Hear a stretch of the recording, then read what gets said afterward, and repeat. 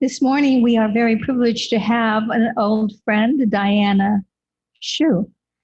You may recognize her if you participated in the church serving food at LifeMoves.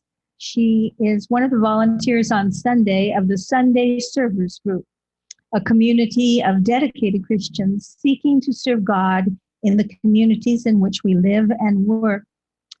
And on a more personal note, I asked Suksha to describe in 3 words her feelings for Diana. Her words that she chose were compassionate, generous, and understanding. And I'm sure that she will be able to convey that today through her message to us. The scripture reading is from Matthew 25, verse 40. The king will reply, "Truly I tell you, whatever you did for one of the least of these brothers and sisters of mine, you did for me." This morning's message, what I learned while serving breakfast. Diana Shu, welcome.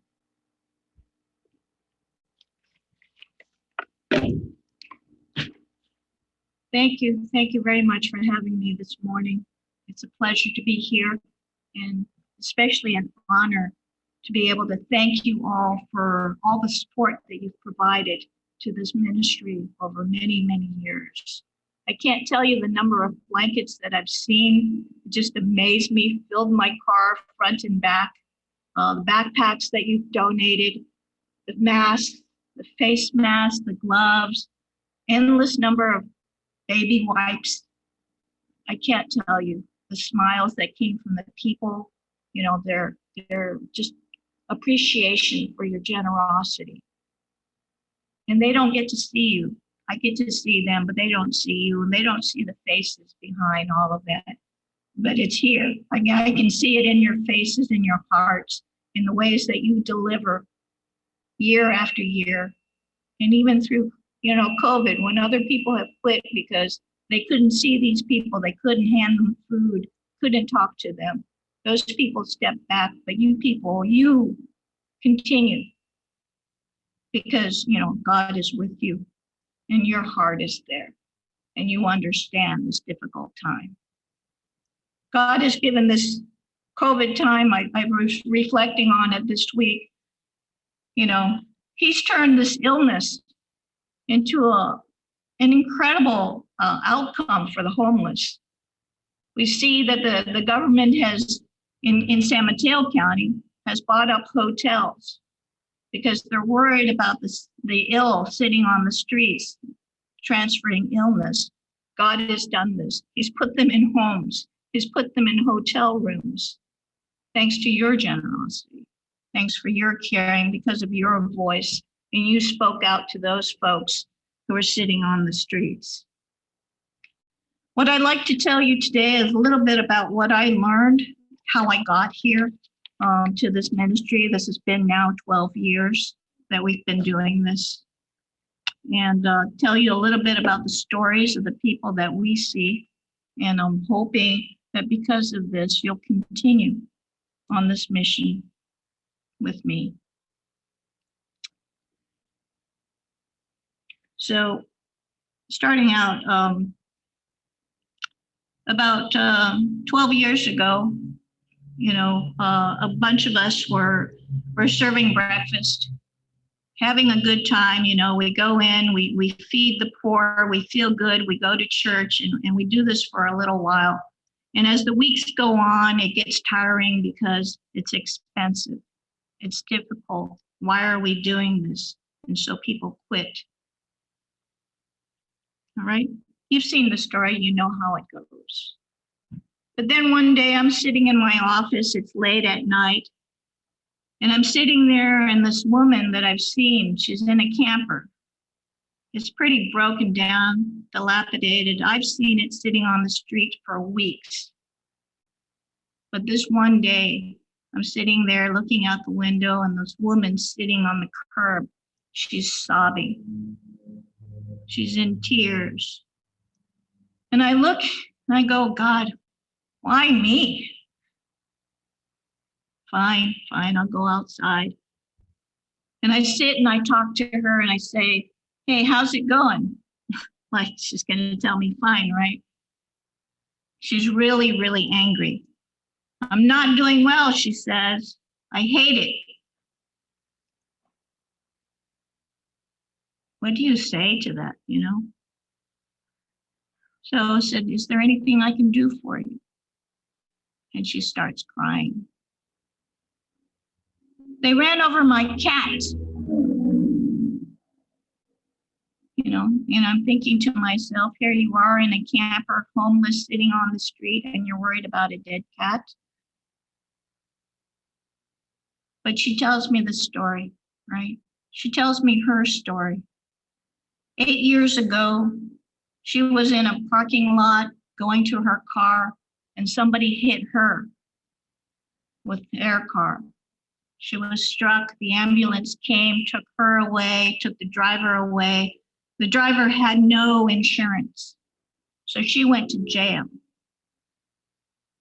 8 years later, this woman is going to be released from jail for that incident. But this woman, her name's Melissa, she had to suffer the pain of that injury. No medical insurance, right? She had a job. It was a good job. She lost the job because she was in the hospital, in and out, in and out. She lost her insurance. She paid with her savings. She lost her home, and it goes on. She was lucky enough to spend a little bit of money she had left to buy a camper and put all her stuff in it. This was her life. So here she was sobbing because the cat was the only thing that she had left of family and friends. So she and I talked for a while, about a couple of hours that day. And then as weeks went on, we talked more. I found out more about her life and how things were. And I was pretty naive at the time. So I said to her, why don't you get on welfare? There's social organizations to take care of this for you. And she says to me, in order to get a welfare check, you need an address. A few weeks goes by. God's trying to teach you something. I asked her, so, why don't you get a job? Get out of this situation. Clearly, you're not happy here. And she says, in order to get a job, you need an address. So you get the picture. Being homeless on the streets is very, very difficult. Nobody signs up for this. She has no address. She has no job. She has no address. She has no welfare check. She has no friends. What do you do? And yet this lady is very tough. She takes showers at the park. She steals water from the building that I work in. She steals electricity for her cell phone from the plug on the outside wall. She manages to survive the streets, and the streets are tough. So I asked the next question, why don't you go into a homeless shelter?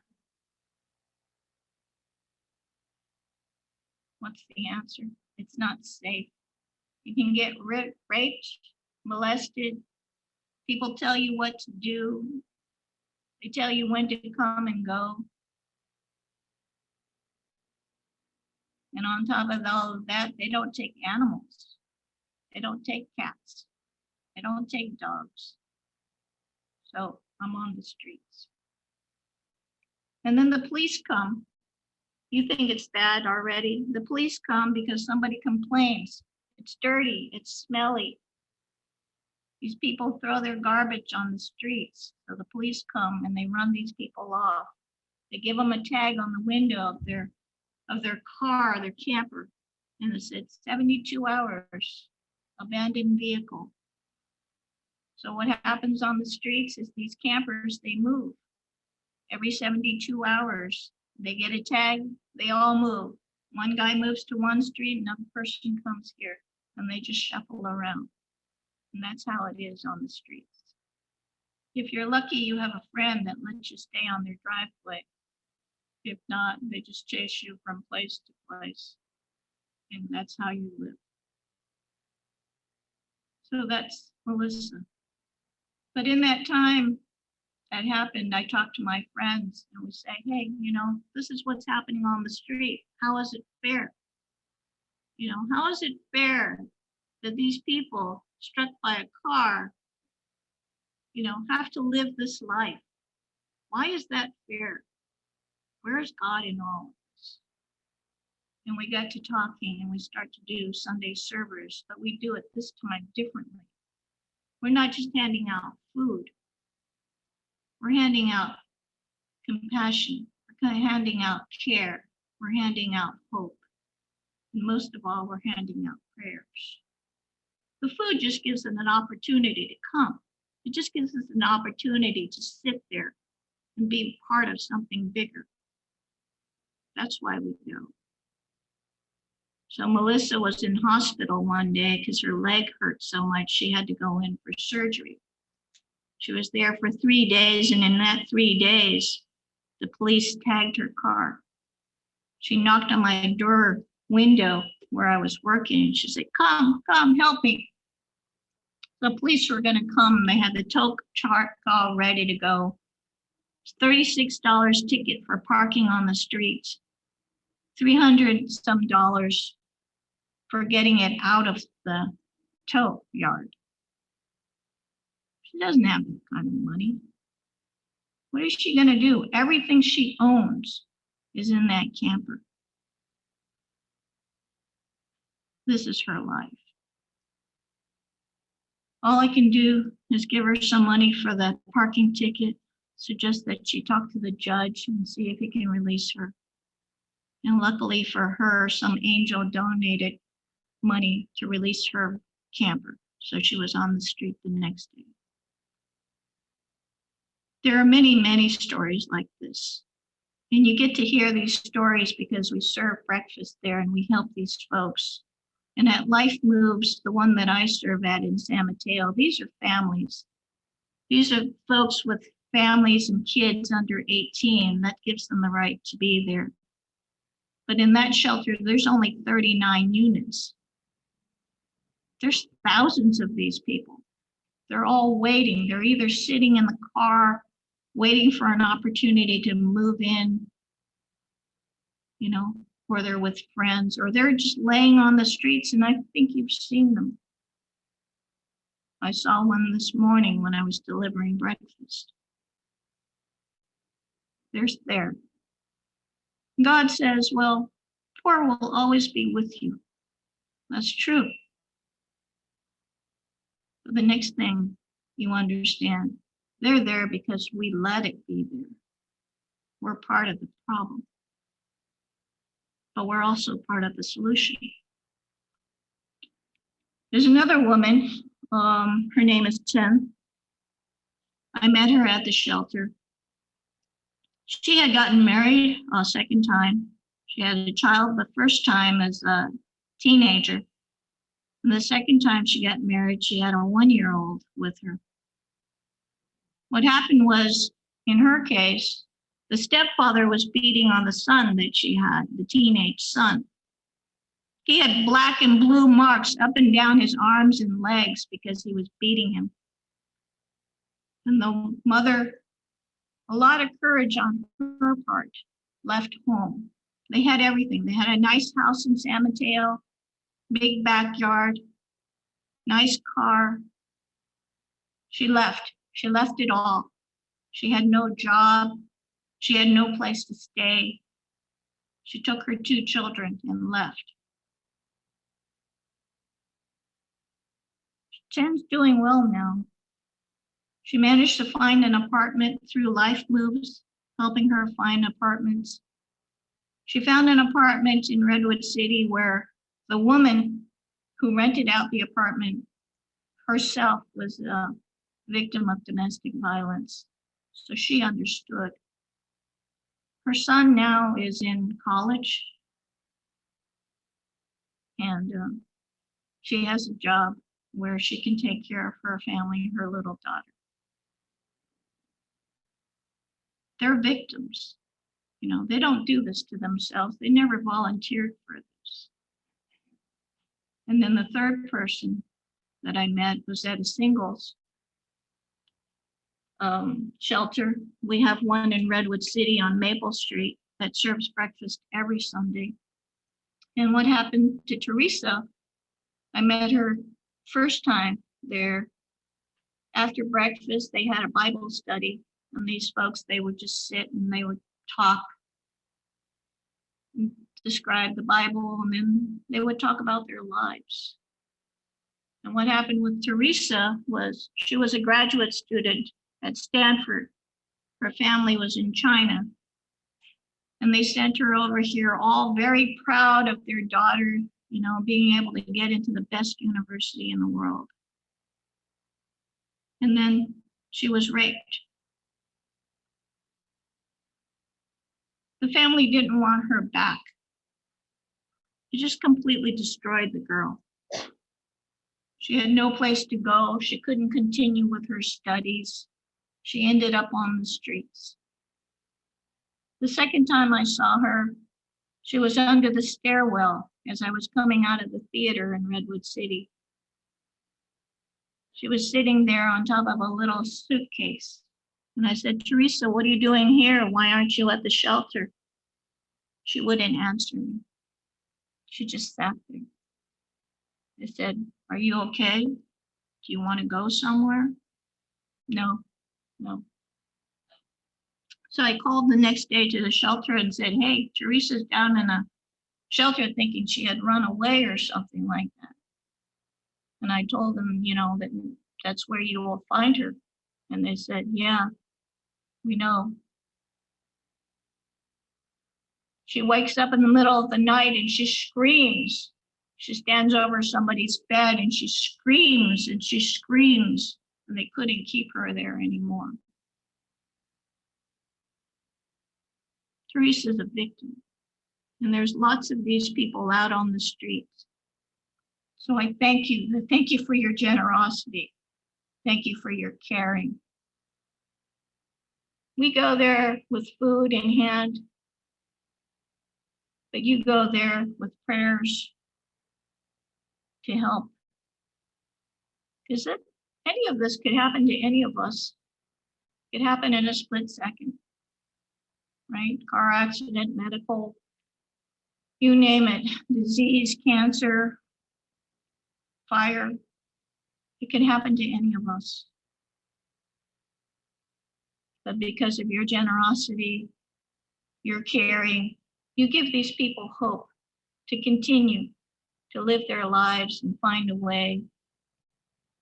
Some of them are success stories, and some of them are very painful. But we're all part of the problem. We're also part of the solution. I think in Deuteronomy 15, God says, there are poor among you. But then he also goes on to say, don't be tight-fisted. Be generous. So you asked me, why do I do this?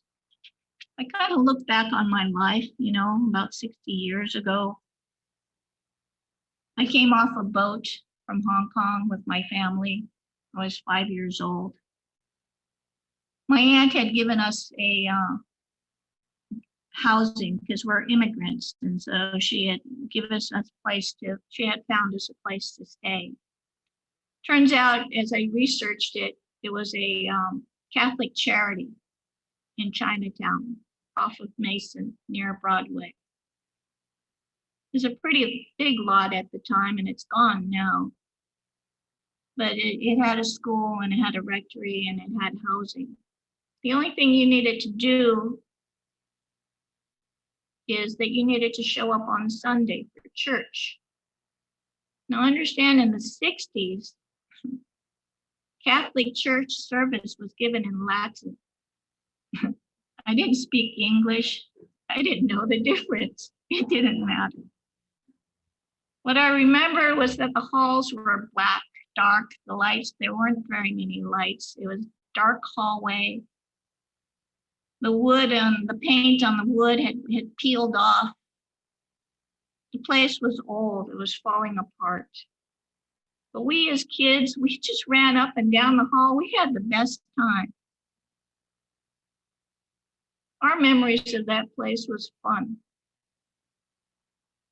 And that's why I do this for these families, because I want those kids to remember that someone cared for them. And when they look back on their lives, they'll remember that a church helped. They'll remember that Sturge was there, giving out blankets, giving out face masks, caring, praying, being there. That's why I do it, because someday those kids will grow up and they'll have families of their own. And they will be part of something bigger. So thank you very much for this opportunity to speak today. Thank you very much. Amen.